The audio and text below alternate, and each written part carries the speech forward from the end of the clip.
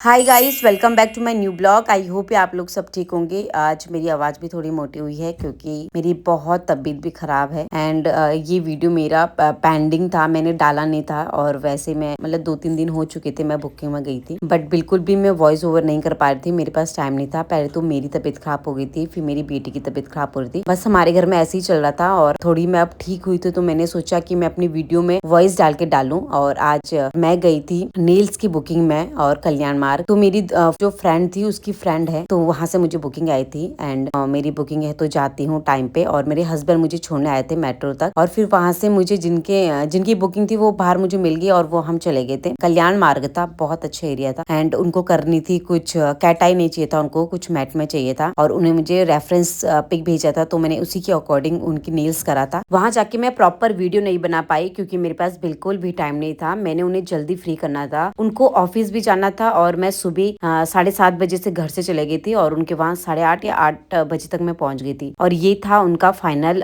Nails art जो उन्होंने मुझे रेफरेंस पिक दिया था, मैंने वैसे ही बनाया। एंड आपको ये आर्ट कैसा लगा, ये नेल्स एक्सटेंशन कैसे लगे, प्लीज कमेंट करके बताना। 2-3 बुकिंग मुझे और मिली है और वो मेरे घर के नियर बाई में ही है, तो मुझे इधर उधर जाना नहीं पड़ेगा उन बुकिंग के लिए। सबसे अच्छा ये है, वो मेरे घर के आसपास में है तो मैं आराम से अपने घर में ही कर सकती हूँ या उनके घर पे जाके कर सकती हूँ। तो गाइस वहाँ पे मुझे क्यूट से पैरट और क्यूट सा मुझे डॉगी मिला, इतने क्यूट से थे। अब मेरा मन कर रहा था कि मैं इसे घर ले जाऊं। देन मेरा नेल आर्ट वगैरह सब कुछ हो गया था, मैंने नेल एक्सटेंशन वगैरह सब कर दिया था। उसके बाद मैं चली गई थी घर और घर जाने के बाद मेरी बेटी की तबीयत खराब हो गई थी तो मैं उसको जल्दी से हॉस्पिटल ले गई। और उसको पता नहीं वो बहुत रो रही थी दिन भर। उसकी दादी मुझे बता रही थी कि वो बहुत रो रही थी, उसको ना कोल्ड हो गया था। मैं कुछ टाइम पहले अपने मायके गई थी तो मुझे लग रहा है थोड़ा सा पानी चेंज हो गया था, तो वो बस रोई जा रही थी और उसको कोल्ड हो गया था। तो मैं डॉक्टर के पास ले गई थी, तो डॉक्टर ने उसे दवाई दी थी, फिर उसके बाद वो ठीक हो गई थी। और मेरा सिर्फ एक ही डॉक्टर है मेरी बेबी का और उसकी दवाइयाँ मेरी बेबी को लगती है, अदर की तो लगती ही नहीं है। तो मैं हमेशा वहीं ले जाती हूँ और काशवी थोड़ी ठीक हुई तो मेरे को अच्छा लगा। तो गाइस 15 डेज नेल्स चैलेंज का बस मुझे एक बेनिफिट जरूर हुआ है कि मुझे नेल्स की बुकिंग काफी आ रही है, बट